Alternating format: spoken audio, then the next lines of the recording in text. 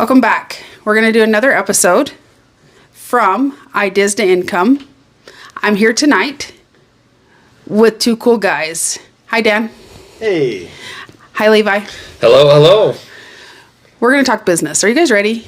I'm super ready. Okay. Love it. Yeah, we're not going to interview. Well, we're going to interview us. Okay. I'm going to ask you a series of questions. Excellent. Are you ready? Sure. What are these questions about? So the first section is explain to me. Okay. Okay? Excellent. What is the difference between a mission statement and a vision statement? You want to take it? Or you want me to take it? Why don't you take it? Okay. Yeah. Okay, so the way I understand it is a mission statement tells us what we're doing and why we exist, and then the vision statement tells how we're going to do that. It tells us what is the future. So I'll give you an example. The mission statement says we are going to bring the cheapest or the most inexpensive chairs to everyone. But then the vision statement says we are going to sell 10 million chairs. So it's one gives us a direction and one explains why we exist as a company, right? Yeah, vision kind of says what your place in the world is, what you're trying to accomplish, and mission is how you get there, right? Like our vision is a sustainable human population, and our mission is to colonize other planets to make it possible, right? Our vision is a healthier America, and our mission is to improve dietary habits in American households. Does that make sense? That makes sense. A lot of sense. Explain it back to us then. I'm just kidding. Wow, so aggressive. So aggressive. I need you to be less aggressive, Okay. more friendly. What is the difference between a business being profitable versus a business being successful? Oh, this is a good one for you. Man. You were talking about this recently. Yeah, this is a huge question that most people don't think about. And it's even just kind of a joke, right? You want to make more money than you spend, make profit. That's how you're successful. And in a lot of cases, that is true. I mean, ultimately, that's the end goal and the cardinal rule. You have to make money. If you can't make money now and you can't make money later, then you should never be doing the thing that you're doing, right? Well, that's true. But here's the big but in the room. Oh, no. Oh, no. Oh, no. Oh, no. Here it comes. Different companies in their life cycle exist kind of for different purposes. And it depends on what the purpose of that company is. It might be part of a portfolio that doesn't need to make a lot of money. Maybe its purpose is to do R&D, or maybe its purpose is to do market research, or maybe its purpose is the owner has a great passion project that helps him facilitate his creativity in other places. And in some times, even with all that being not considered, like just an actual for-profit company, at different parts of your life cycle, there's companies that are successful that aren't just pre-profit, they're pre-revenue, right? It's just a great idea, but their goals, their mission, they will make money in the future, right? Facebook changed the whole world when it was not profitable and it went public, and it still made tons of money. It was successful even before profits came. So that's tricky, and it's not something people think a lot about, and it can kind of sound like business voodoo, but it's a real thing. Read the question to me again, because I want to try it. I want to step. What's the difference between a business being profitable versus a business being successful? Oh, yeah. Mm-hmm. Because it's like a Venn diagram almost sometimes. Yeah. Because you could have... So let's say... Oh, man. Let's say there's a scale, right? One side is profitable, one side is successful. There could be a middle part where they're successful and profitable. But sometimes your goal could be success, or your goal could be profits. So, like, for instance, me and Mikkel are doing that like class school things for kids, and we want it to be successful. Right. But we're not super looking for profits. You've just defined success another way. Like in a publicly traded or an equity-backed company, profit is success. But that's not the reason everybody goes into business. And kind of on the other side of that, you can be profitable. You can make more money than what your costs are and not be successful because you're not profitable enough. Right? Like if you're in a portfolio and you're competing against different companies for investment, or you're trying to gather investors, maybe you've got a 1% profit. That's profitable, but you're not going to survive. Money is better spent somewhere else, right? And I think with acquisition firms, profit is the success marker. Otherwise, why are you acquiring companies, right?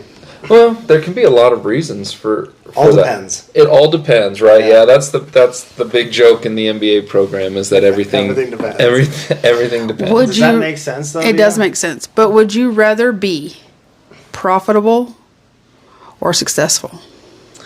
I want to say it depends, and so you can be mad at me for saying it depends again. I think if you are just chasing your rent and groceries, you have to be profitable. Like you have to have cash. Like there's a certain amount of surviving. Right. And in small businesses especially, you see that, right? If you're running a plumbing shop or a nail salon and you've just got to pay your rent, there's a certain level of profitability that you have to have. Now, if all of that is taken care of, then you can take risks and you can be more adventurous, and maybe successful means losing a whole bunch of money so that you learned a lesson. Right? Maybe then successful means something else. But in the beginning, like as a journey as an entrepreneur, you have to start with some sort of profitability, or you don't have your grocery bill. I'm gonna have to agree. Unfortunately, That's too bad. Unfortunately, I'm gonna have to agree, because if you're doing it like the school thing that I'm doing with Mikkel, it's more of a side project than anything. So if it's not profitable, it's fine, whatever. And if we succeed, awesome, and maybe it becomes profitable. I don't know, but that's not my goal. But if you are, what is it, the hierarchy needs, right? We're on the same page. Yeah. If you take Maslow's hierarchy of needs, if you get rid of the bottom couple, or if you have the bottom couple rungs, you've got to be profitable and successful. Like you have to have both, right? What would you do, Becki? Which one would you rather be in a company that's successful? I would rather running one that's successful or profitable. Successful. Why? Loyalty. Loyalty to who? Why do you keep saying loyalty? Why is that your word? Stop saying that. You're no longer allowed to say loyalty. I'd rather be successful. Because that's how you make a brand and get your name out there, is by being successful. Oh, you've been listening. I Branding. Yeah.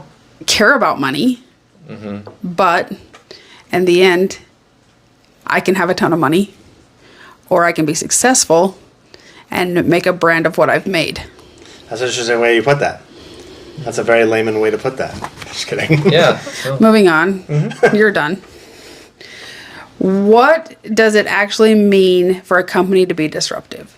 Now, there's disruptive. I know what I think disruptive is. But what does it mean for a company to be disruptive? Well, it depends on what you mean by disruptive. Like disrupting who? Themselves? Like internally disruptive? I think, I don't know, I didn't write the question, but I think what that's referring to is it goes against norms and it redefines what norms are, right? Is that what you meant by that? Like Facebook is an example there, right? Facebook was disruptive, right? Not only in how they tackled social media, but how they did the entire IPO journey is different. And now post Facebook, companies go public without profits all the time. Like that's just something that happens all of the time. But it's something that comes in, either it's a new technology or a new technique or a new place in the market that changes something about either an industry, a technology, or the market as a whole. Yeah. I think another way that you can be disruptive is what X is doing, I think, sometimes, right? Where it's just like, let's run this on the basis of being chaotic, just shaking things up. I don't know if that's the definition. If that's the definition, what was the question one more time? What does it actually mean for a company to be What does disruptive? it mean to be disruptive? So yeah, So kind it of really like what depends on people the- are doing. it really depends on the definition of disruption. Like if they're using it as a weapon to be disruptive on purpose, versus if they're accidentally doing it. But let me try to think of this at a different angle. If I am having a company and I'm trying to be organized and I'm trying to define how to not be disruptive, right, internally, that's a little bit different. And the way I would explain that is that there's way too many people at the top. There's not enough people at the bottom. People are changing their decisions all the time. Yeah, there's a lot of different things. Yeah. All right. Well, before we're giving Levi a panic attack, we're going to move on from disruptiveness. What is the difference between a startup and a small business? A startup and a small business. What do you think it is? Well, you can have your startup companies, Yeah. because I've worked for those, where you start up and you sell it, and then you sell it to a bigger industry that's Okay. crap, and then that company goes under, and then you lose your job 4 years later, and then you have to start all over. It seems like you're Not that I'm saying that looking at happened. me too hard. I'm not saying that that Saying happened. that- That happened recently or in the past 7 months. Well- But that's what it means. Is like you have a startup, you start it from the ground up, you make it your baby, and then you sell it, Okay. and then you start something else. So what do you think the definition of a small company is then? Something that you start small and make it bigger and bigger and bigger. That's you define the same things. See, there you go. You tell me. I'm asking the questions. Well, I just like your opinion. So Yeah. I gave my opinion how I felt about startups. That they're really good in the beginning, but then they sell to a bigger corporation, Right. and that corporation can't keep up. It gets rid of good management.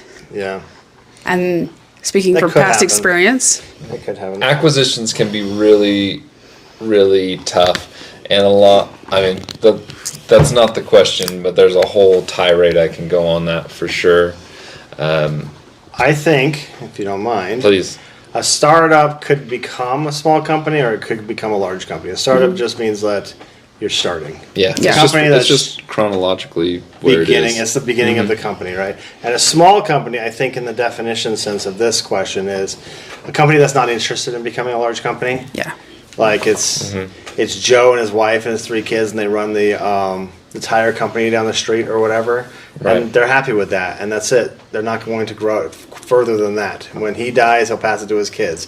It's just a small company. There's tons of those, and Levi has a bunch of statistics on that. We just did a whole presentation in our MBA class about small companies. Right. Small business, I mean, there are some very technical definitions, but you're basically right. I mean, for the points of conversation, I think I was trying to look up the statistic here. It's like 48% of all employees are employed by small businesses. 46% of the nation's GDP is in that small business realm. 99% of all registered businesses are small businesses. So it's by far, most of the businesses are small businesses. But there's a lot of money in big business too, of course. But it's just different driving factors. Different. A lot of small businesses, like what you're talking about, like those mom and pop shops, they're lifestyle brands or boutique brands. They're not trying to yield a bunch of ROI. They're just trying to survive, right? Where your Adobes and your Fortune 500s,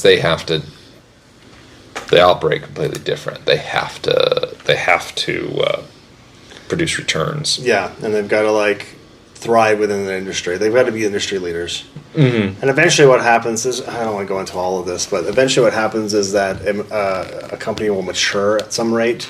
And then if a lot of companies mature in that industry, you'll end up having too big people in that industry, and everybody else is just a small company of that industry. I'll give you an example. How many phone, like these cell phone companies are there that you can A lot. There's a lot. We have Apple And what Samsung. and Samsung, and who else? That's what happens. Yeah. In an industry, once you start to get to that tippy top part, you end up just having the two that are competing against each other. But that's not a small business. That's the opposite. Yeah. Well, talking about small businesses and keeping food on the table goes back to when we interviewed Robert, the hearing aid guy. He pounded the pavement. He did all of that to keep food on the table. Yeah, and he's still a small business. And he's still a one-shop small business. He is, yes. And we've talked to all small businesses at this point. We have. Yeah. Yeah. I'm glad that you know the difference. Hey, look at you. That's great. Look at I'm you. learning something, and I'm not even have to have an MBA to learn stuff. The next set of questions are real world impact questions. I'm scared. I love it. How does a company's business model affect the price that I pay for groceries? I go spend $300 at the grocery store and come home with 10 bags. How is that business affecting what I'm paying? Okay, calm down. Hold on, start the question over again. I think you started getting mad for no reason. How does a company's business model... Business model is one word, I think. Or it's hyphenated, right? No, but Business thank you model? for asking. How dare you? Affect the price I Jeez. pay for groceries. Every podcast. It's like this. All right, start over. So, how does a company's business model affect the prices that you That I pay for pay groceries. for groceries? How does a business model affect that? Yeah. Yeah. Well, there's Let me think for a second. so many things because a business model, there's some technical definitions, but a lot of times the way that word gets used is just what's the framework of how you do business, and maybe you're a high-end premium business, maybe you're a low-cost provider. Your business model of how you run a supply chain, how you do marketing, what are the mechanisms, the levers you pull in order to take idea to income is the model. So every decision that gets made there affects the price for groceries. Price is often, not always, but often a reflection of cost. Right? How much it costs to put that thing in the grocery store, plus a little bit of money for the grocery store is what that price is. So a business model could involve anything from how they source the lettuce, who they pay to farm. Do they use robots to farm it? How do they transport it? What legal staff do they keep in order to fight FDA requirements or whatever? All of that rolls up into cost. See, we talked about this. Once again, I was listening. Nice. You talking about Walmart and Target and how Walmart just buys and buys. And then Target is completely different.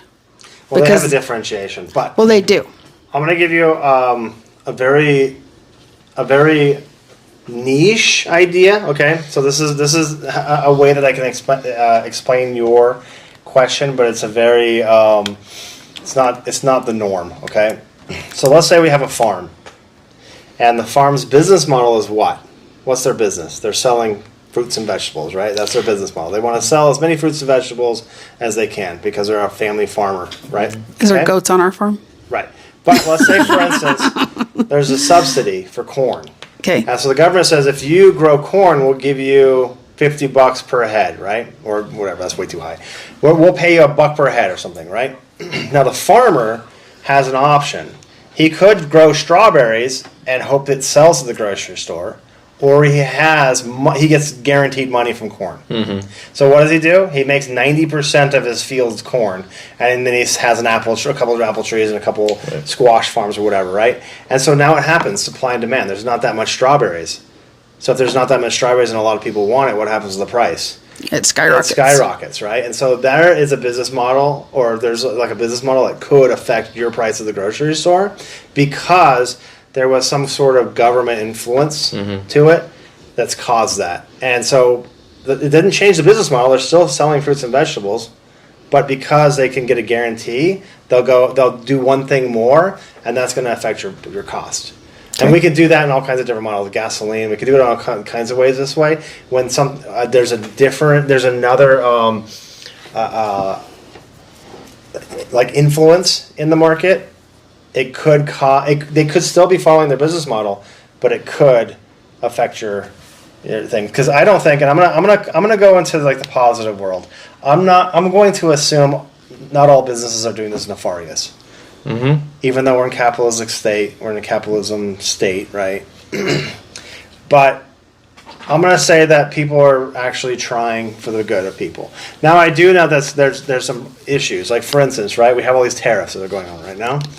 And what's the point of the tariffs? It's to get people to buy American, right? Mm-hmm. So let's say, for instance, it's successful. And let's say this is a perfect world, right? We find a way to make, I don't know, headphones, like for your Walkman or whatever. Walkman. A Walkman? What wow. year is this? How, for your phone. How?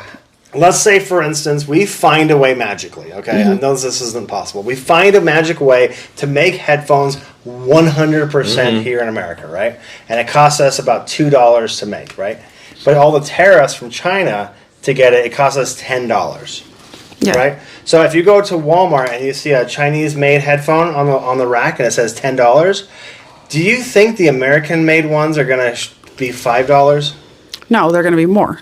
Yeah, they're going to be $9.50. Yeah. Why wouldn't they do that? Yeah. Mm-hmm. Right? They're undercutting their people, the other people, but why wouldn't they skyrocket those prices? And so even though there's influence and stuff like that, capitalism also comes into effect where it could screw with why prices are so high.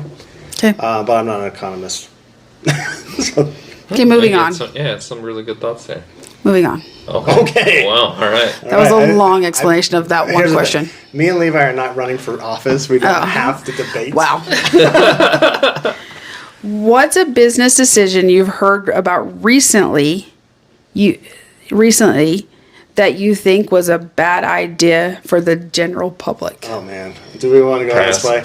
Pass. All right, we're moving on. Let's go positive. Business ideas. Bad idea. How does a company's supply chain affect how quickly I can get my stuff ordered online? That's a good question. That's a fantastic question because people don't realize how complicated, sophisticated, and impressive the global supply chain is. First of all, do you understand what the supply chain is? Yes. What is it? What's the supply chain? Where you get it from? But what's the supply chain? So think of the word chain, right? Yeah. You have all these links.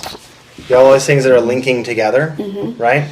So a supply chain is how all of these different suppliers link together to get from a farm or from a factory to you. Okay? So that's what a supply chain is. Yes. Okay. I just wanted to make sure that you understood. You dig the mineral out of the ground. So that's one link. Yep, you get on a trucking company that moves that mineral to a smelter. That's another link. Yeah, and then from that smelter it gets on a truck and that goes to a factory. And then in that factory it gets welded onto something. And then it gets on a truck to a port over the ocean to a distributor's network to a Walmart. Yeah. Right? Like there's a whole...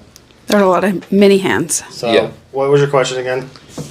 How does supply chain affect the turn time? How does the supply chain affect how quickly I can get my stuff online? How quickly you can get it online. Yeah. Okay. So you're probably talking about e-commerce orders there.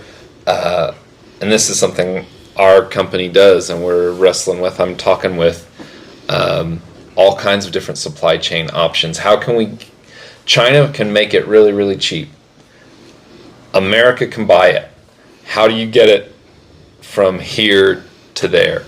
So how sophisticated your supply chain is, whether you've got to wait for a whole container to fill before it crosses the ocean, or whether you can send it one at a time, or whether it's coming over in mass. Or whether it comes over and is stored in America and then able to disperse quickly. We have a domestic warehouse so that we can fulfill the orders that come in from Amazon and Walmart within a couple of days. You just can't do that in China. Even if they order it and you put it on a plane that same day and you're paying tons and tons to rent the plane, you've still got time and you're just not going to make that window. We looked at because warehousing and labor is cheaper over there. Can we do it there? And there's some companies popping up like Portless and SKU Drop and a handful of others for any entrepreneurs listening that want to do e-commerce and product. There's some options, and they are getting really, really good at trying to cut that supply chain time down. But I don't think they're there yet. For your order it online, get it in 2 days, it's got to be stored in America. Yeah. You've got to have some sort of domestic. So let's say, for instance, you have a chain, right? But one of the links is made out of paper, and you pull real hard, what's going to happen? It's going to break. It's going to break, right? And so I think the answer to the question is if you have a weak link somewhere in there, it's going to make it take longer. So let's say, for instance, you order something on Amazon, right? Which you do. You're a huge expert on buying stuff online. You're the best at it, actually. If I can't get it, I Just kidding. have somebody that has Amazon Prime that'll pay for it and get it here faster. But you order it and magic happens, right? All of a Yeah. sudden the package shows up on the door. But there's a lot of stuff that's happening, right? But let's say, for instance, the way it was coming in one day, let's say a port closes, and that's where the boats come in. And the thing that you ordered now is sitting at a port somewhere. And they can't get at it. They can't get it to a warehouse. What happens at that time it's going to take for you to get that product? Takes longer. It takes longer. And so it really depends on the link itself. Let's say, for instance, everything is beautiful one day, and then, like Levi was talking about, they run out of materials. Like, they can't make it anymore. Now what happens, right? It's going to Chaos. Right. And you're going to have to make a new link somewhere. It's even, well, what you're alluding to, it's even more complicated than that, because a lot of times a manufacturer, it's not just one single chain.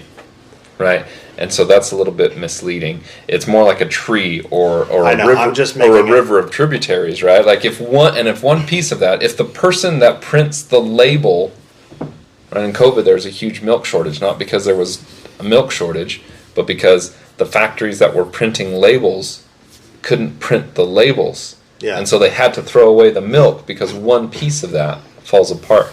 The supply chain is fascinating. Global supply chain is incredible, and most people just don't realize it. They just don't see it. You go on Amazon and you click a button, and it is not an exaggeration to say that the entire world moves in order to get that thing to you. Oh, fastly. Like the magnitude of how much happens, it is just ginormous. I just want to preface postface. I think that's the word. If not, I coined it. TM. That there's a reason I'm dumbing this down extremely low. Is that I'm starting from like if you're 15, have you never heard of? Because I remember when I started the MBA, I've heard of the supply chain, right?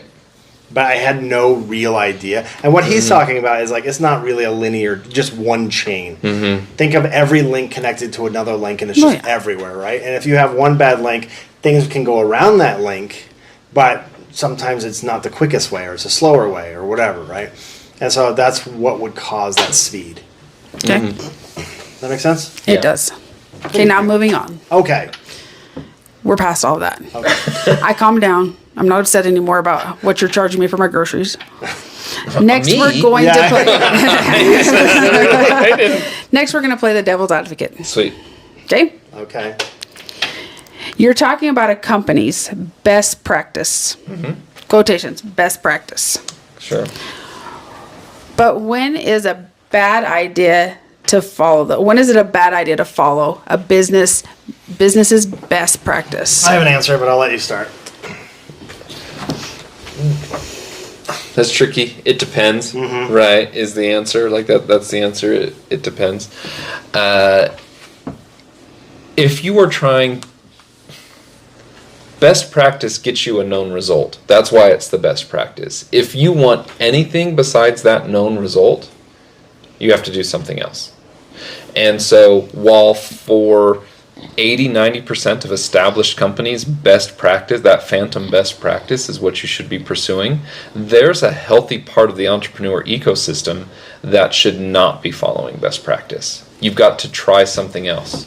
See if it works. See if it changes something. See if it becomes disruptive, as we referred to earlier. Best practice, I mean, that's just a big term, and it means a lot of things to a lot of different things to a lot of different people. But I think my answer would be if the best practice is unethical. There's a lot of times where people, we were talking about at the very beginning, right? If profit is our main driver, and health codes be damned to get there, right? Your best practices will make you a ton of money. But why would I think it's not good? Why would I not think that a company should be following their best practices? Is if it was unethical, or if it was like, I don't know. I think that's the biggest one, right? Like, or if there's a way that they're like, I don't know, taking advantage of something, right? yeah. Every decision and this is not always a popular business thought, and it maybe caps out how far I'll ever be able to succeed in business. But I think it's important to be a human being first. I agree. Right. And make the decisions as a human being. It's one of the reasons. Which is hard. Company. Which is hard.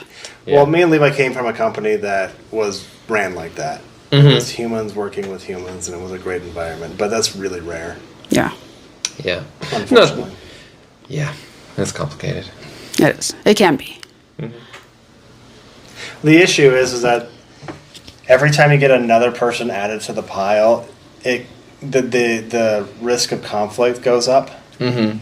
And then once conflict gets to a certain point, you lose culture and you lose all this stuff, right?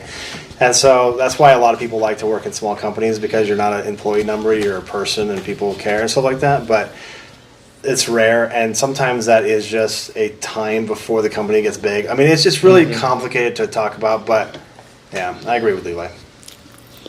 This next like one's that. my favorite. Okay. It's my All favorite. right. Excellent. Oh, I chose this one. We got Yeah. you guys. Because this brings out where we've all worked in customer service. Okay? How dare you? Everyone says Everyone? the customer is always right. But is it actually true? Not an answer to that. Do you want to take it? I Yeah. like your phrasing. You know what I'm going to say. Yeah, right? I do. Yeah, I like your phrasing. So I figured this out, and this is a personal thing that I figured out when I used to be in like Tech 1 support, right? Was I don't believe that the customer is always right. I just believe that the customer is king, and the king can be an idiot, but they cut your head off. So you just have to do what the king says, and you go, it's going to, like, I remember this one time, right? I was in a computer shop fixing computers, and the customer was telling me that he could do it himself, but we had a policy that we would do it if it was here, because we don't want it to go wrong and we don't want people. But this guy was pushing it, and we went the route of, fine, the customer's always right, go ahead and install it. And he installed it incorrectly, and blue fire came out of his motherboard, and it was amazing, and he got super mad at us. But Nice. that's what he wanted. So, customer's always right, but it's not necessarily where. A lot of times the customer doesn't know what they want. Well, they have an idea of what they want, but they don't understand how to get there. And so if they dictate, a lot of times they go astray. And so I just say they're the king. What do you feel?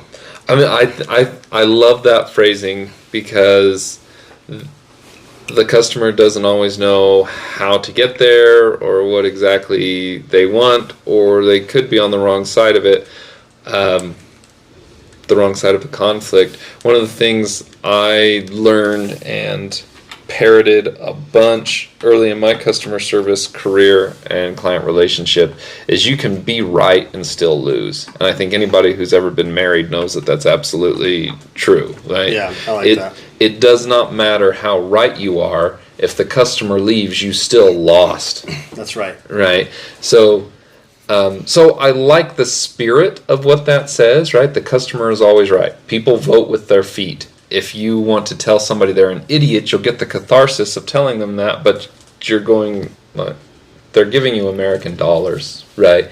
So you exist as an entity, as a business, because people are agreeing to give you those American dollars. And if that value proposition changes, you're in trouble. So, well said. One of the things I took away from the MBA a lot was that value proposition. Mm-hmm. It's huge. Yeah. We could do a whole podcast on that. that you'll fall asleep to. Don't look at me like that. I feel like in everyday life, I work for a company where the customer is right, even though they're wrong. Right. You're wrong, but for you not to slash us to death on Google or call the Better Business Bureau, you're right. Yeah. Right. We'll do what you want. Exactly. That's why I say that the king. Right? Yeah.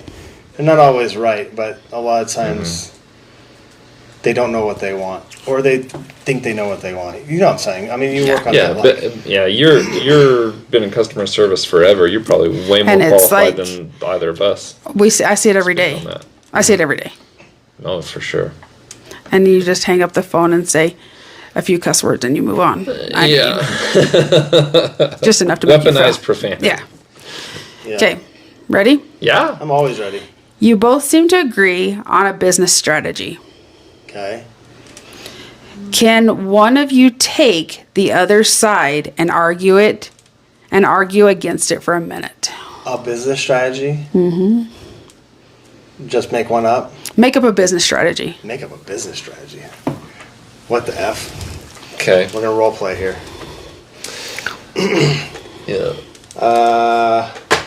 Let's do something that's not everybody can agree upon. I'm not going to go straight to abortion. Let's go to like marijuana distributors, I guess, right? Okay? Right? Now, you come up with your business strategy. Okay? Can one of you take the other side and argue against it? Man, this is hard because you're asking us to set up a whole case study and then. Okay, we'll come back to that one. We'll come back to that one. Right Yeah, now. We'll come back to that That'll one. be extra credit. Give a Okay, 30, we'll a come back to that 30-second one. pitch. Yeah, that's Yeah. Is there a time when a company should not listen to their customer?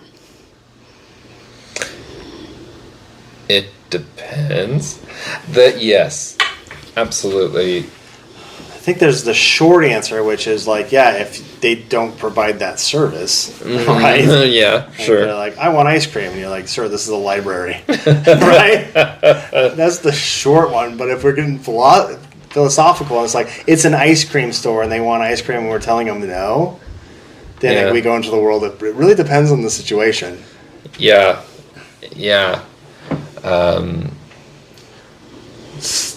Maybe the product you have has been reliable, but there's a new technology that's going to get rid of you, and rather than spend money to support the old product, you're spending money to support the new product, and customers are mad, right? Well said. Change. Yeah, People don't like change. But you have to, because this new technology is going to wipe you out. I don't know if kind of maybe speaking in vague terms, but that.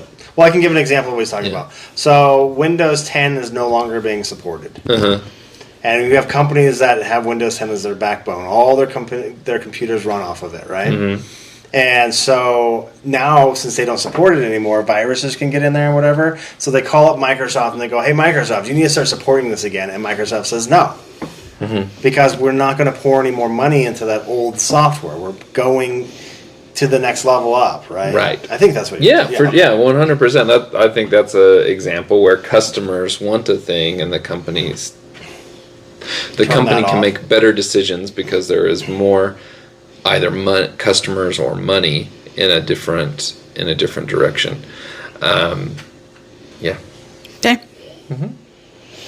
What's a business myth that you wish people would stop believing? A business myth that we wish people would stop believing. I have a bad one. I want to hear a bad one. Everything's Right, always yes. fresh. Everything's always fresh. We want them to stop believing that. I think a lot of people think that starting a business is stupid easy. It's not. And they don't have to put very much effort into it. And it's just like relationships. If you don't water your plants, they die, right? It's just like relationship. If you don't spend time and work on it, it dies. And I see a lot of people try to start something, especially when it comes to like quick buck ones, where it's like, hey, I found a way, like like penny stocks. I can make $1 billion in a week, and I'm like, that's a linear line, man. You can't use that on an Excel spreadsheet. But I think people like, and the reason I'm saying this is because I see so many people get hurt by this. Yeah. They go in and they go, oh, this is easy. I've been making, I'm not going to mention any names, but I have a specific person that I'm talking to right now about this. They're making wood, like, name frames and stuff, but they don't want to advertise or go anywhere or, like, display it, and they get upset because they've spent all this time and money on the stuff, but it's not selling. And it's like, and now they're devastated because this was their whole, like, thing that they want to do, and it doesn't sell because nobody wants the thing, right, or whatever.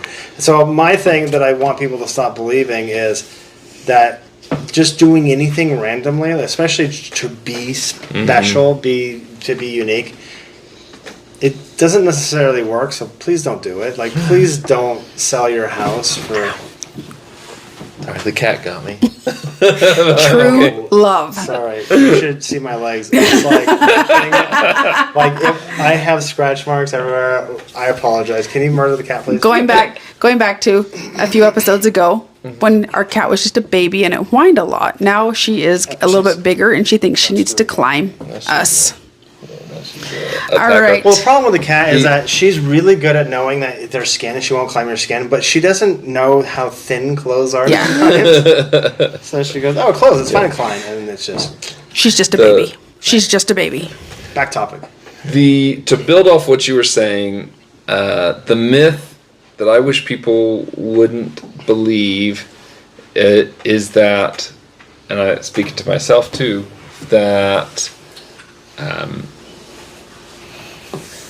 a failed business or a failure means that you're a failure. Like, oh yeah, I see what you're saying. right, in the entrepreneur space particularly, there's going to be a lot of crash, right?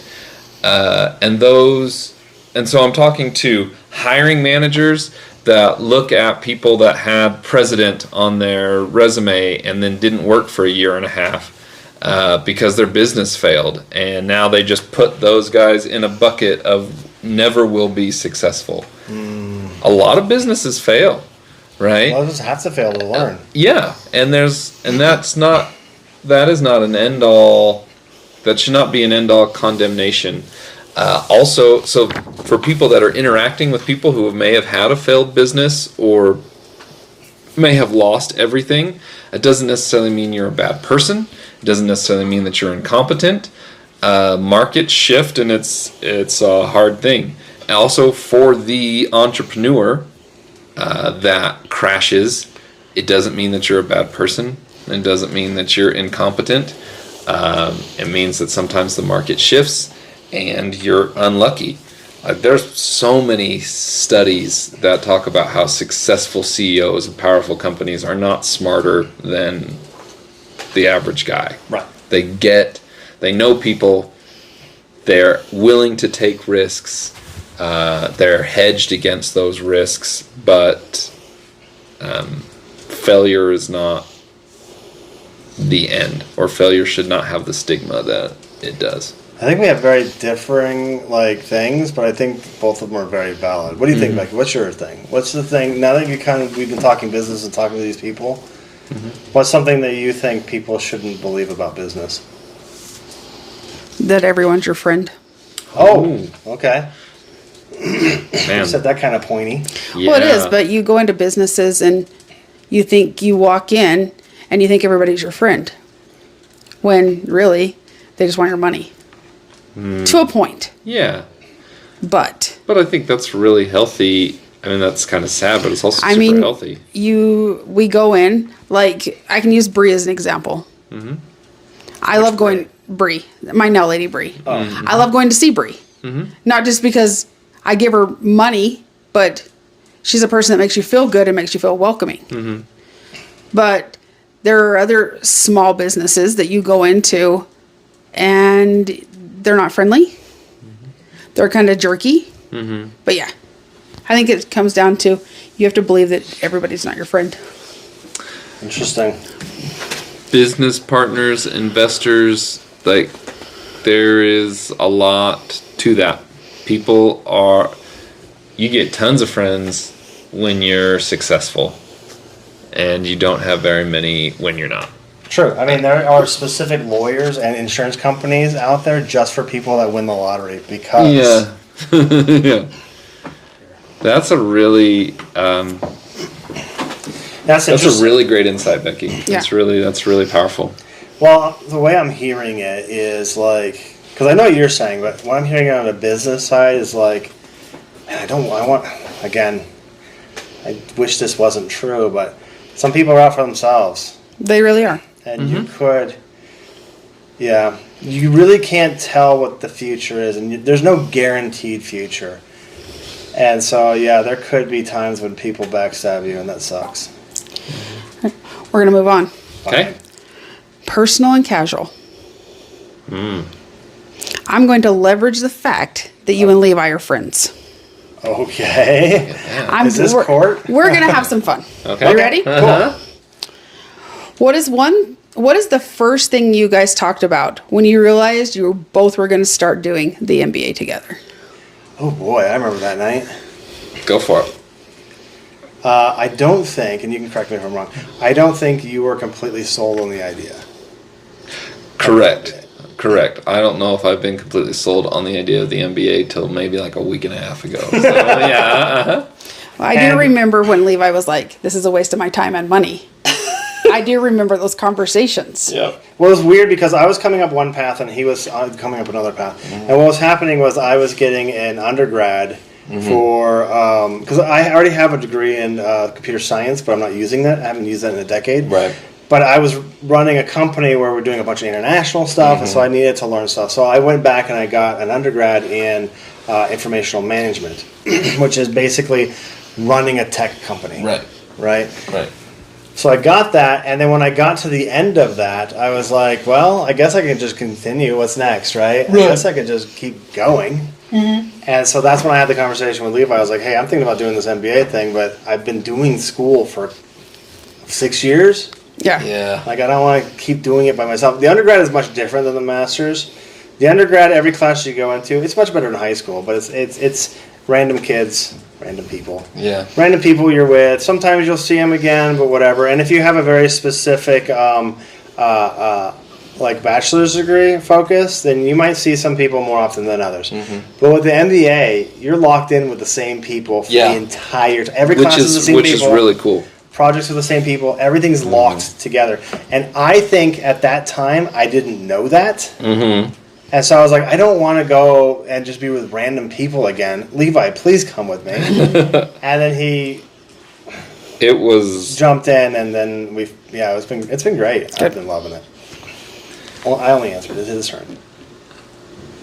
Don't look at me like that. It is really good.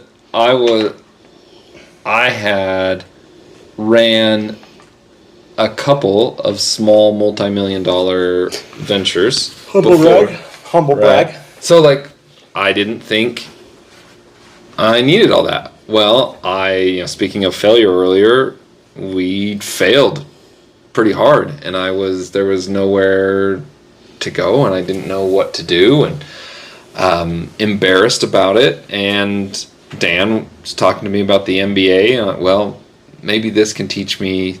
Maybe I don't know everything. It was a really hard moment for me. It was also really exciting. And I have gone back and forth. I've sat through some classes where this is an absolute waste of time, and this is so expensive, and what is happening? And there have been other classes that have changed my worldview and taught me things I didn't realize that I didn't know, which was the whole point, right? And the fact that Dan was able to drag me there, and we're able to do this together, made the idea even palpable for me in the beginning. Yeah. And it was difficult because the MBA humbles you. Oh, yeah. I don't think there's anybody in the MBA that wasn't humbled at one point in time, right? Everybody that went in there is different people now. It's absolutely true. It was not easy. And so I'm glad that I had Levi to come to do that with, but there we go. I don't know if that answered your question, but it did. Sweet. Aren't we cute together? Aww. Aww. Is there a time when a business lesson you learned in school Okay. helped you with a non-business problem? Yeah, all the time. All the time? All the time. Okay. I'll go. We talk about in our leadership class. We talk about executive decision making and how to make decisions, and it's better to farm a couple of options at the same time and to walk 2 or 3 options until you have to make the cutoff, so that if option A doesn't work out, you're not starting from the beginning and you can see them flesh out. I use that framework, if that's what you want to call it, for family vacations and what are we doing this weekend and how do I approach my relationship, right? All of That that. is hilarious. Yeah, Louise, That is hilarious. Oh, Well, I kind of think Dan's the same way. yeah, Because I tease him about how everything's planned out on a calendar. But it's not just his week that's planned out on a calendar. It's our weekends too. yeah. So, I Yeah, mean, Dan's we calendar follow master. that. But, I mean, that's something that you learn, though, is like putting your time in places. Yeah. Just to make this a little bit easier to edit, when you walk away, can you put the microphone on the table? Yes.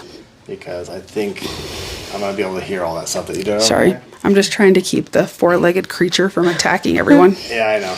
I 'Kay. appreciate that. Wait, my turn. So, all the time, we have teenagers, and I'm using a lot of this stuff constantly, especially like differentiation, which is my favorite word now. Yeah. A lot of finance. I've been teaching the kids how to do stock purchases. All that came from the MBA. There's a lot of stuff where somebody comes up to me and they're like, "Can you help me, like, figure out how to, I don't know, do laundry or whatever, right?" And there's some sort of MBA lesson that seeps in there. One huge one, to be honest with you, is the difference between internal motivation and external motivation. That comes up so many times. And so there's a lot of times where, like, Bree, she's nannying, right? And she's watching kids. And she's like, the kids don't want to do this, the kids don't want to do that. And I'm like, well, you got to find a way to motivate them. And if it's not internal, they don't want to do it. You got to find an external way to motivate. All of that came from the That's MBA. brilliant. And it's not business, you know? Yeah. And so, yeah, there's a lot of points in the MBA. Yeah, there you go. That's Okay, this next question you're going to answer at the same time. at the same time. Interesting. Yeah. Ready? Okay. On the count of 3. Okay. 1, 2, What's the question? What's My the question? mother. 3. If you could start a business right now together, what would it be? Probably Private equity. Yeah. Consulting small businesses, buying small businesses, scaling them, flipping them, running a portfolio, going in and fixing stuff. With not killing the culture. Yeah. That's my caveat when it comes to acquisitions, is showing, because the way I see it, I don't want to, and maybe this is where we differ. I don't want to buy a business, grow it up, and then sell it, and then live off of that golden parachute. I would rather go in and show these people that don't know how to grow the business to grow the business, and that's what That's what we're doing at kinda my company right now. Right. Is like showing people that let me help you grow. Let me help you grow up. Because a lot of times when acquisition comes in, the people that buy the company, let's say you and me, let's say all three of us, we find a company that we feel like is going to be the biggest thing in a couple months. So we go and purchase it. We don't know how to make those widgets.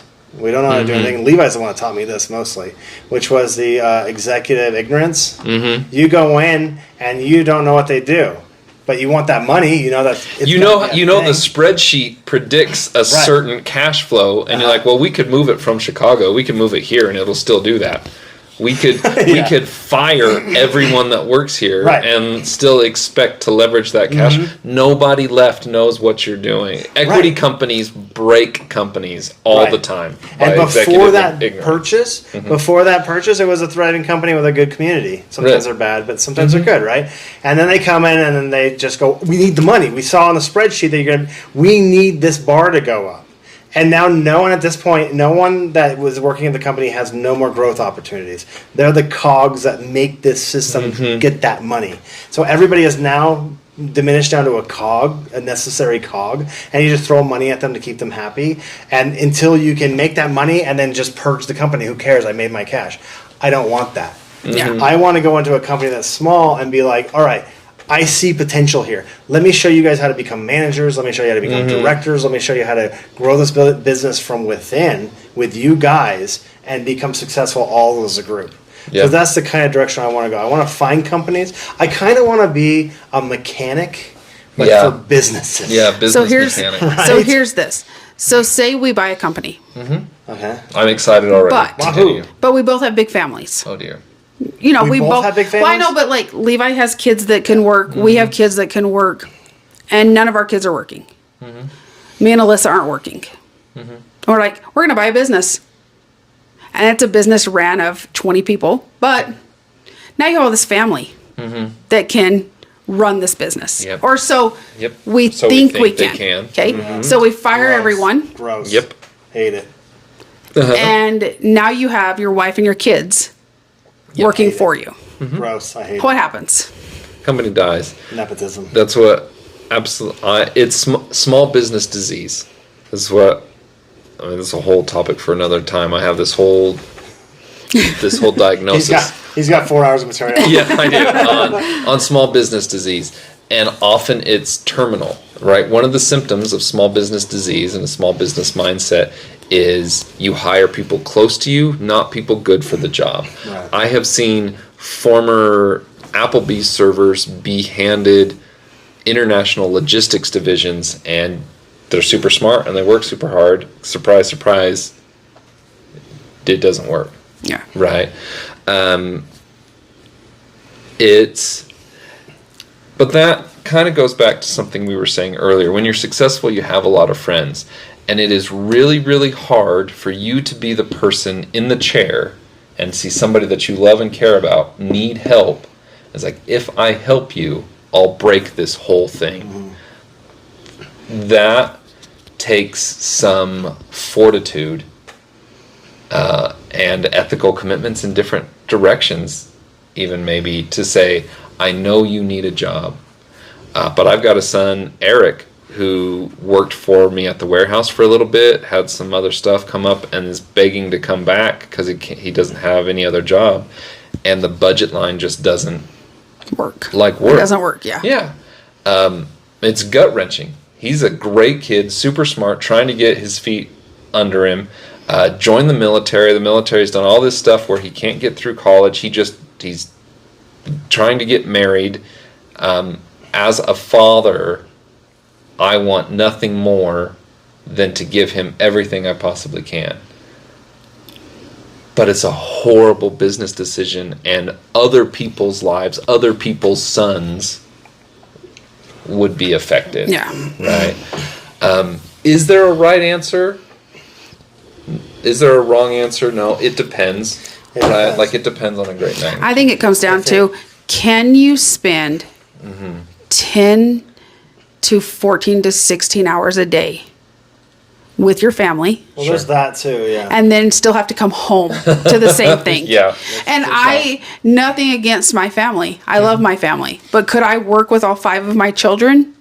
No, because they all have different thoughts and different things that they want to do. Be super hard to like hide your mistress if like your wife is working. Yeah, how are you, Oh, okay, you're done. how are Now, you and wait, your wait. secretary even supposed to get together? But another See? thing that I've noticed Right. with that, especially in the like scenario you created, we buy a company that's already been running and we toss our kids in there. What I've noticed a lot of times with nepotism is that there's not enough ownership with these kids Yeah.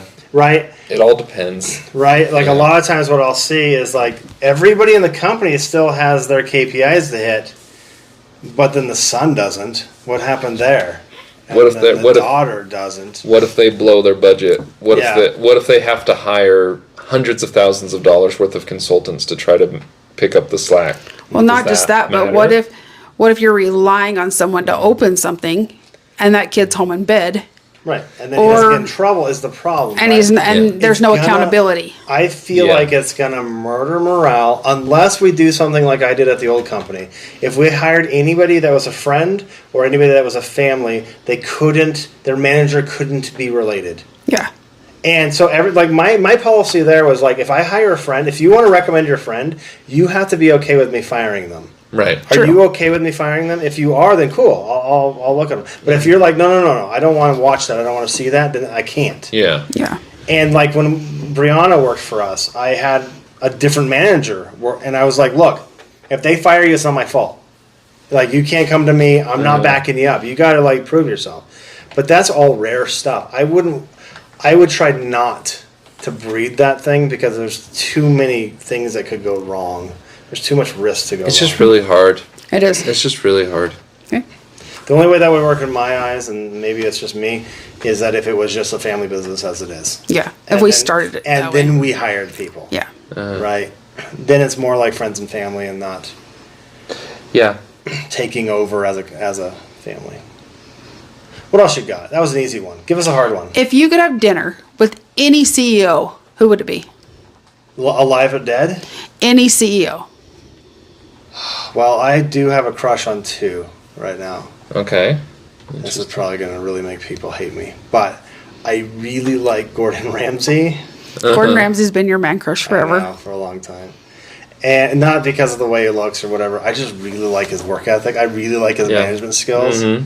Every time I watch him like put together a company process, I drool a little bit. And the other one really that I would like to sit down with and just so I can talk to him would probably be Bill Gates.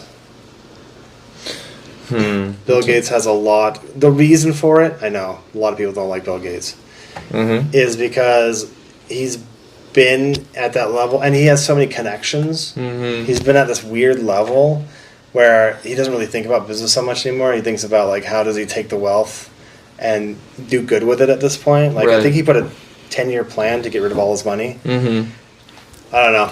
Just to like, I love sucking up knowledge. I Yeah. love sitting with somebody that's done a whole bunch of stuff and being like, and then what? And then what? This is why I do this whole podcast. Yeah. Well, who would you talk to? I don't know. That's Who's a your really favorite CEOs? that's a really tough question. I like I should have said Ken.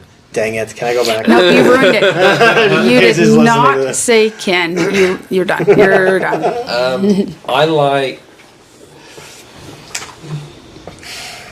I wish I would have been in big business through my career, but I've been in small business. So that being said, I don't like, while it's really neat to think maybe I want to speak to Tim Cook from Apple or Jeff Bezos, like these really big world movers, I actually don't know how much good that would do my life because their worlds are just so completely different. That's fair. Right? But like a Ken or somebody who runs a $50 million company, that CEO is probably more, 50 million. right? That $30 to $50 million CEO is probably more where my life trajectory is capable of reaching, and that would be a more beneficial conversation for me. What's a $50 million company? I don't know. I mean, not off the top of my head, but Right? yeah, those live in the gray in between, Yeah. right? Because I really focus this podcast on the small companies, Mm-hmm. and I'm not interested in the huge companies. I worked corporate 20 Right. years, and I'm just burned out of that. You're right. But I don't know. Maybe going mid, that'd be a really interesting Yeah. conversation. Especially if it was like, if we were to go there to help somebody in a mid-level solve problems, Yeah. that'd be really nice to stretch our like. Like big enough that you're not sweating payroll, right? But not so big as to where like it's completely unrelatable. Like, what's Jeff Bezos going to tell me? Believe in myself, right? Like, what is that? Yeah, You know, yeah. I that's don't have true. any. That's why I didn't want to see Steve Jobs, because I feel like Steve Jobs would just yell at me a lot. And then, That's probably true. That's probably true. but Awesome. who Ready? would you want to talk to I don't know. in the business world? Do you look up to anybody? Anybody, present company included? Just kidding. So, Yeah, wink, wink, wink. So anyway, moving on. I don't know if I could go to dinner with a CEO. I think I would get nervous, and I would just sit there. I think my whole introvert self would just not say anything. Okay. And I would spill stuff all over my clothes, and I'd be a mess by the time we left. You And do that anyway. oh wow. wow. Anyway, Welcome to the divorce channel. Just kidding. what is a small business that you both love and support? Well, I think we can both name one right now that we're supporting. Bravo Brands. Yeah. Are we allowed to Should we say play it? ourselves? Yeah. Should I edit that out? Yeah. There's a lot of positive to that company. There's a lot of like diamonds in the rough in one building. Right. There's so much of that, and and there's so much growing pains, and there's so much stuff that I really like helping with because the culture and the atmosphere is really good. I think Levi runs that place, and so the way he set up that culture is really great. I really like it. Yeah, the culture is strong. We've got some really great individuals. Tons of issues. There's a long way between here and where it needs to be, but great people that can get us there. So that is exciting. I don't think you would disagree when I say it's a building full of stars, right? I mean, it's great. It's just stars that haven't done this big of a, they haven't played in this world before. And so we're kind of guiding and helping them figure their way into that world. But I really like this company. I think this company is really cool. There's a lot. I like a lot of people that we've interviewed. I really like. I love small businesses. I would rather support a small business than a multi-million dollar. You're supporting a small business. You're feeding a family, right? Well, yeah, I mean, that's what it comes down to. I go to small businesses because that is what it is. I worked for a small business for years, and now I would rather, they always say keep it local, shop local. So you find the small businesses, and those are the ones you support. I'm not big on going to Maverick and 7-Eleven and Holiday. Like, I'm not big on those because those are huge corporations, and I'm just putting money into a man's pocket. But I go to a local business in Spanish Fork that I do all my snacky drinks and stuff from because I know where the money's going and who it's supporting. And all the small companies that we talk to, I like them for all different reasons, right? Yeah. I'll say a couple of them out loud. You can feel in your brain how, when my brother's electrician, right? Or Tina's cleaning services, right? They're all love small. All these little businesses and who run them, but for all different weird reasons. They all have different reasons. Right now, my favorite is Brava, only because I'm kind of knee deep into it. And there's just so many good people there. What is the most unusual business idea you've ever heard? Unusual? I've been pitched some crazy stuff. I think Melissa's in episode 10, where she goes and picks up people's stuff and takes it to DI. That's really... I was like, that's crazy. Wait a minute. It's genius. Yeah. Hold on. Crazy good or crazy bad? Yeah. Yeah. We could do both. I mean, I've heard some really weird ones where it's like this one guy wanted to melt platinum needles so he can make chainmail, and I was like, I don't think that's going to sell, man. It seems like a lot of work. A lot of work to do. Very little. There's.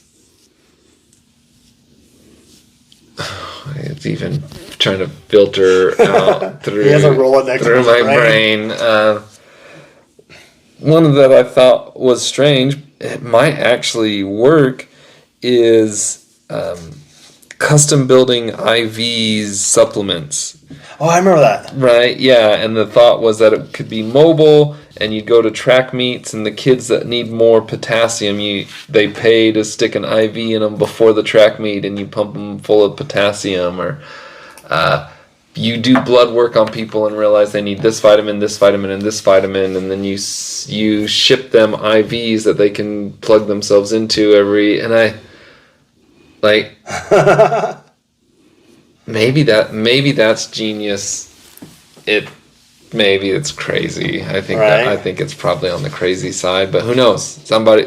I thought pickleball was crazy when they first talked about it, and now it's the hottest craze It's like ever. tennis without the commitment, right? Yeah. And now it's like people want to play tennis at work without the we- commitment. Yeah, they exactly. do. At work, we called it the old man's game. Yeah, that's what it is. It really and is. no one will say that's not what it is. It's not. No one will say they don't want to play it. Yeah. It's like shuffleboard almost. What do you think? What's the weirdest business idea you've heard? Good or know. bad? Good or bad? Yeah. I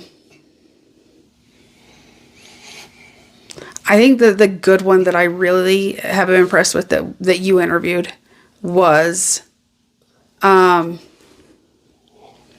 and his flowers.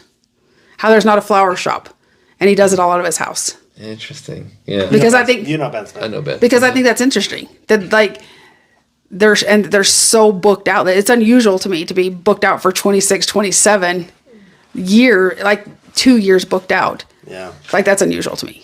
So There you go. okay. Interesting. The next set of questions are fun. Just for fun. Okay. We're just gonna have some funsies. Some funs. Oh. Funs. Ooh. Okay. Are those drugs? No. Okay. What is a company jingle that you just can't get out of your head? AxioAuto.com. Hey, well, I'm going to edit that out. It's in my head all the time. Axio Auto. All the time. I don't, yeah. I have a bunch that I've made up that have Taco Bell in it. You talk about I that. make a lot of songs with Taco Bell, and they're just my own jingle. But CALLATT. that was a great time. That was a great time. And you know what? CALLATT. Yeah. Yeah. All Right down the middle. Right down the middle. Down the middle. There was also in the 90s, there was this company that was CALL. No, it was C. FreeCreditReport.com. FreeCreditReport.com. I think I've saved all of them because the weird thing about this company, I don't know why I'm talking about this, is that every time they have a commercial, they had a phone number and they would make a whole new jingle for their phone number. It wasn't the same one, but every one of them was catchy. Yeah. And so, I remember being that jerky teenager, and we would call this company all the time. which one? Jenny Craig. Oh. And you'd pick up the phone and you'd wait, but it'd be like, Jenny Craig worked for me. And then you would hang up and then you'd wait and call back. We did that all the time as teenagers because we were terrible teenagers. Wow. What the hell are you talking about? Jenny Craig. Jenny Craig, like the For weight me. loss. Yeah. Is that a jingle? Well, there is a That- jingle that goes with it. Yeah, I'm just messing with you. Yeah. Okay. I wonder if that phone number's still around. Can we do We it should right try now? it right now. Let's call them. Okay, carry on. What's a product or a service that you were surprised still exists? I don't want to say any names, but Rogaine. Rogaine? That it still exists. I'm just kidding. Yeah. Man, I don't want to mention any names, but Don't say names. they're never going to listen to this, are they? I don't know. If you interview people, they will listen. Okay, then nothing. I think everything is a great idea, and no one ever had a bad idea ever. How does it still exist?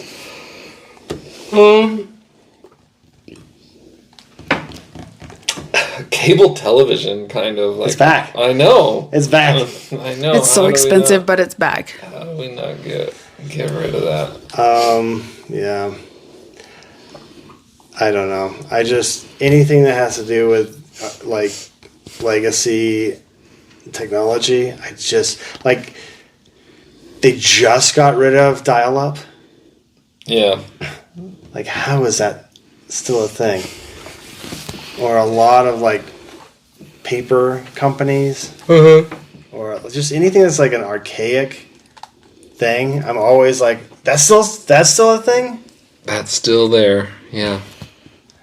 Okay, going back to your business idea that you two had together. Okay.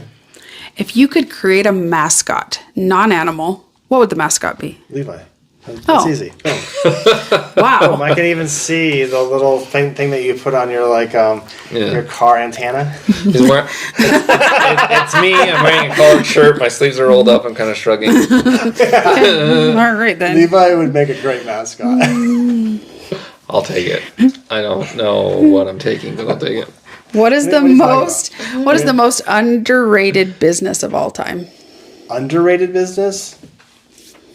Man, these are hard. These are hard questions. These are supposed to be just for fun. Yeah, this is great.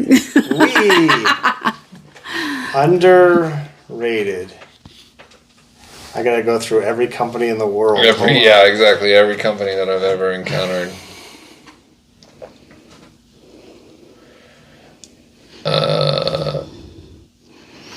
Well, they're not a company, but I would say daycare systems, anything that helps children. I don't think because it doesn't make money a lot of times, people don't necessarily want to do it. Yeah. I think but that's not underrated. Underrated means more like a lot of people don't say it's good, but I think it's good. It has value, but people don't see it, don't appreciate it.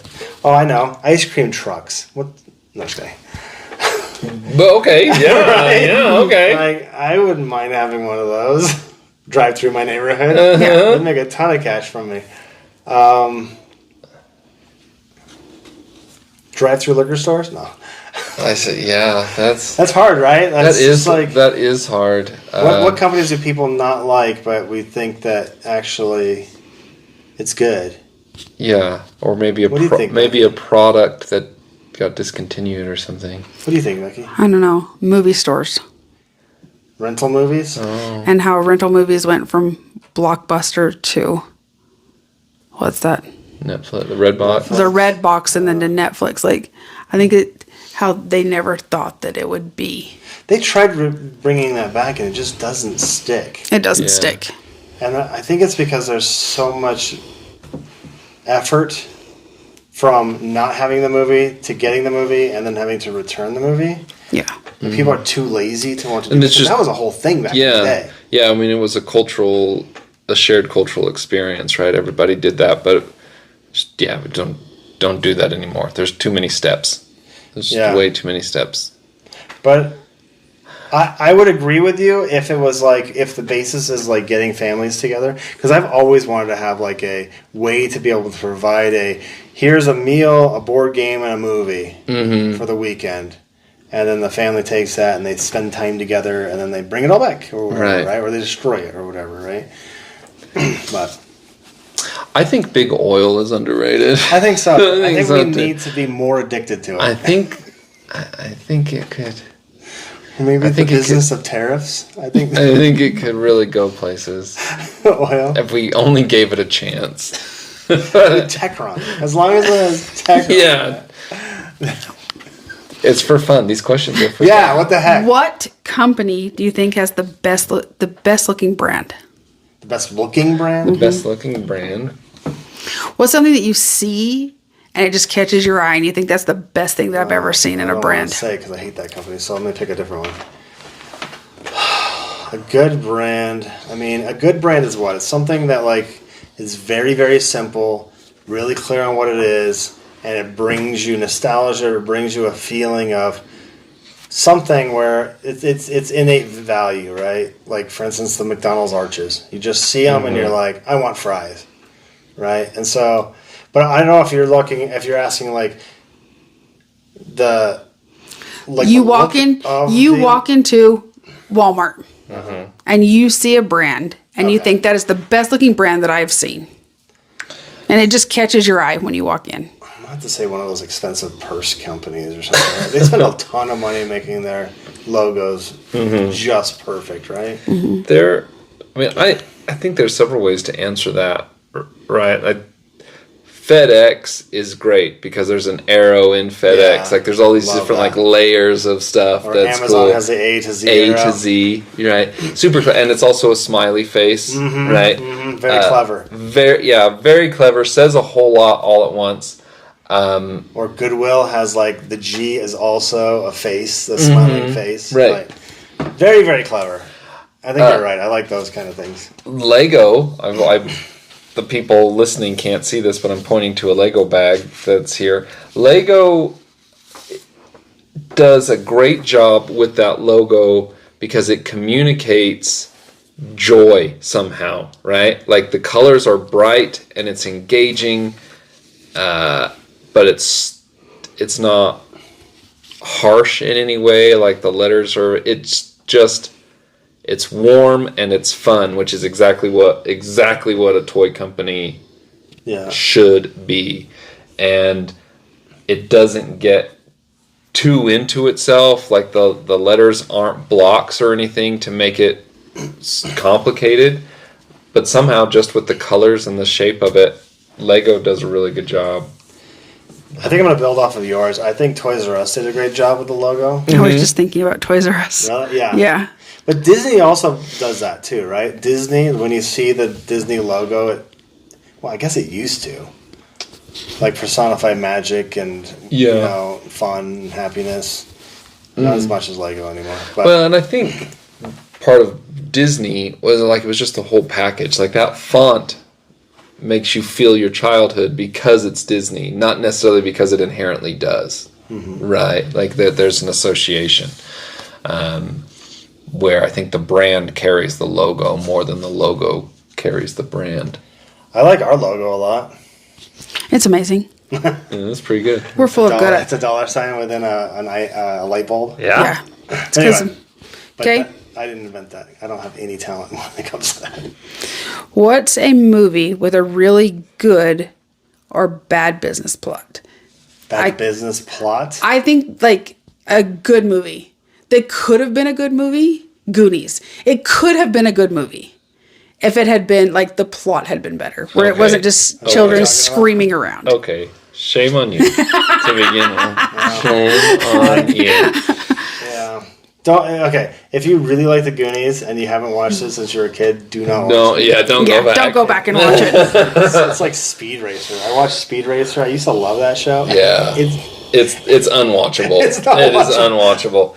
The Goonies is a good example of a horrible business movie, right? They're running around because the company's going to foreclose on that. The company doesn't own the house. The bank owns the house. And they go find all these pirate jewels and they just hand them to a guy and that saves the house. Oh, dang it! That's not It how. doesn't make it. Don't watch it as an adult.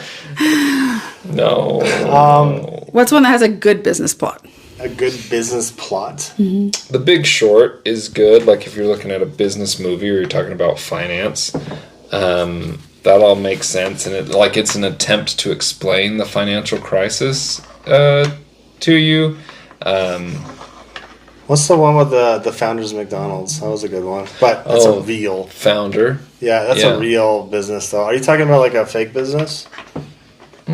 Just any. A business plot. Good or bad? Plot. Yeah. Okay, I'll tell you a Founder bad is one. good. Uh-huh. So there's this one movie where you can go into this building and then they hook your brain up to a machine and you can have a vacation. And then eventually in the vacation you have to pull a ball out of your nose and like you get shot at by your wife. What? Total Recall. Oh, okay. what? All right. That's what I'm trying to explain. That's a weird business That model. is a weird business. Okay. Yeah. Yeah, there you go. What about you?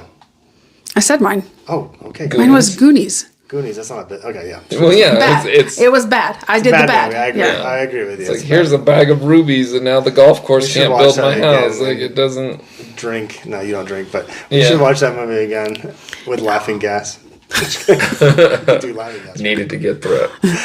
No, right. Goonies is amazing. What is the one thing that you're most excited about for future businesses? I am super excited about the opportunity to work with Dan. I think that's more and more coming to fruition I agree. in a variety of ways. The way that he's just great. I have been in a lot of stages of my career alone, like doing stuff in small businesses as the guy at the top and just figuring things out. And I feel like I've somehow managed to start putting inroads in my career where I'm working with other competent and passionate people, and that's what I'm really excited about. Don't want to be dismissive or ungrateful for that at all. Yeah, 'Cause that's a big turn in my life. I agree. I think we've covered a lot of stuff, but if I answer it, I'll probably be regurgitating a lot of stuff. Like, I like the small business, I like the culture stuff, I like all that stuff. I do like, even though I didn't like it in the beginning, I do like how the new generations are really, really pushing for life balance. That was something that was not taught to us. As Gen X, we saw our parents flush their lives away. Yeah. And not have like retirement plans and all this other stuff. And we're like, well, we got to work hard. And then we just work hard until we die. Yeah. And then we're looking at the next generation. They're like, I don't want to work every minute of my day. And we're like, why? Wait, and now I'm like, wait a minute. I don't. Yeah. I don't know want where to do that either. I mean, to your point, I'm so conflicted about it that I actually don't know where I stand. Yeah, right. I think one of the things we've talked about doing business, starting businesses, doing businesses. Well, we're doing this. And I always say, I just want to be the silent partner. Yeah. I just want to be the person in the background that helps make the decisions. I don't want to be the face or the front. I just want to be a person that sits in the back and says, it's a good idea, but we could do it this way, or we could do it that way. He's the loudest silent partner I've ever had. Just kidding. Oh, no. We're going to step outside. Now, you provide a lot of good ideas. You just, they're always in bursts of energy. You're like, here's 5 good ideas, and then I don't see you for 3 weeks. That's usually what happens. Yeah.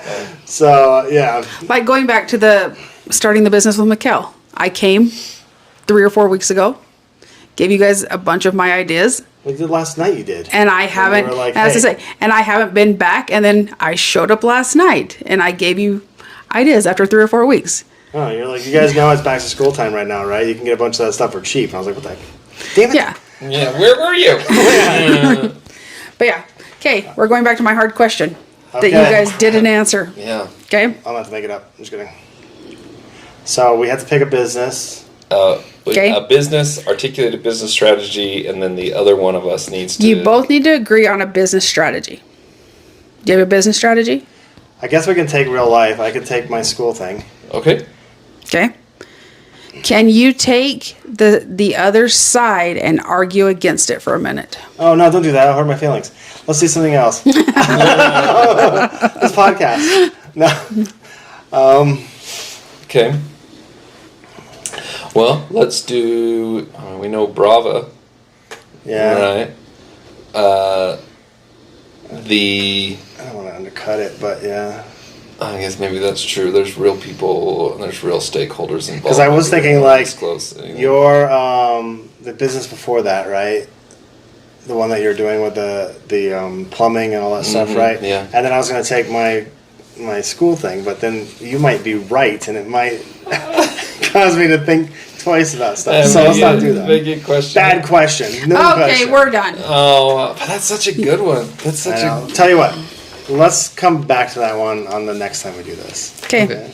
Yeah. The next time. Okay.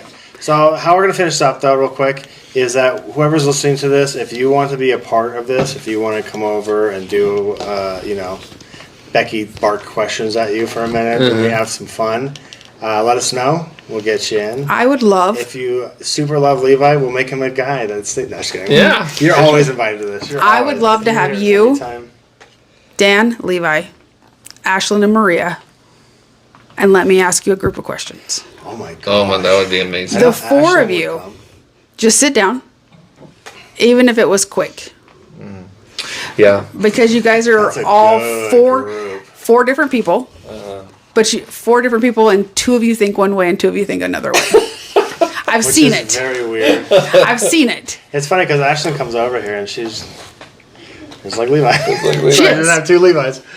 But then having Maria around, it's like having 2 Dans around. I know, right? It's so, So, good yeah. that we found. But anyway, that'd be Other great. each Can you imagine? That's That would be good great. group. That So- is a super smart group. Now you guys have a task before you. Mm-hmm. Set it up. Okay. Okay. Set I it didn't know up. there was homework to this. Okay. Yeah, I'll ask him. Okay. That's great. It'll have to be a Saturday. That's what I mean, we can meet somewhere else. We don't have to meet in our basement where We're not creepy in the crawly basement. things are. We're not in a basement. We're in a palace. Oh, and the We can make up anything. they Can't see it. Well, anyway, so that's it. Thanks everybody Thank for you. listening. And I think that's it, right? Yeah, I love thanks, it. Levi. Oh, of for course, coming thank over. You. Yeah. This Letting is our fun. kitty This is super attack you. fun. Now you're part of the family. If you've got scratches on your leg, you're part of the You family. need a tetanus shot. All right. Goodbye. She's just a baby.